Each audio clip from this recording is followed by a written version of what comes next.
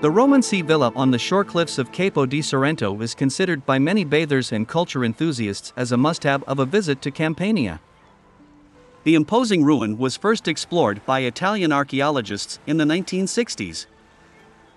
Further investigations followed, but they yielded little new information beyond the mere surface findings. A few of the finds from here, as well as a reconstruction model of the Roman villa ruins, can be found in the archaeological George Vallée Museum of Piano di Sorrento.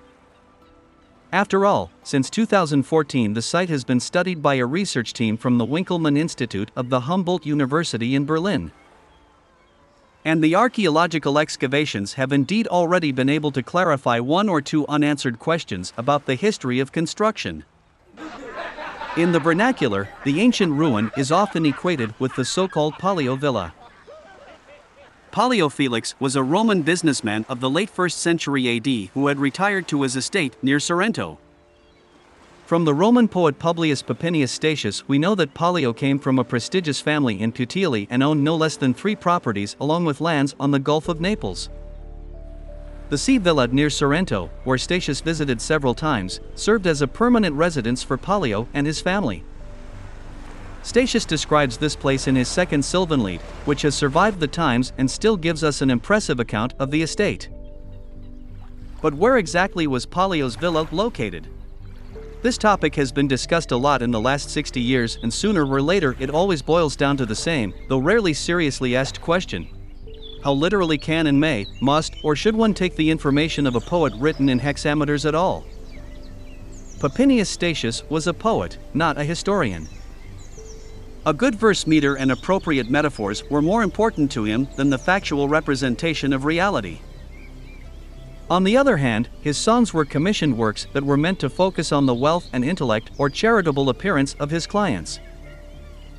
So for recognition value alone, there had to be some information that was testable and therefore true. Surprisingly, ancient scholars have now agreed to locate the remains of Pollio's villa somewhere on the coast between the Capo di Sorrento and Massa Lebrunce. However, in my opinion, not a single valid reason has been provided in the last 50 years why Pollio's villa should not be assumed to be right here at Capo di Sorrento by the small natural bay known since the Middle Ages as Queen Joan's Bath.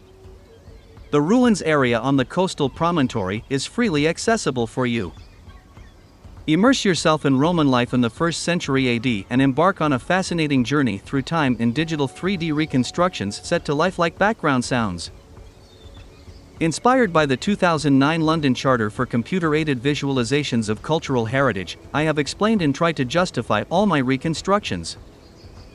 65 360-degree panoramas and film clips guide you step by step through the rooms and terraces, gardens, cellars and harbor sections of my virtual museum.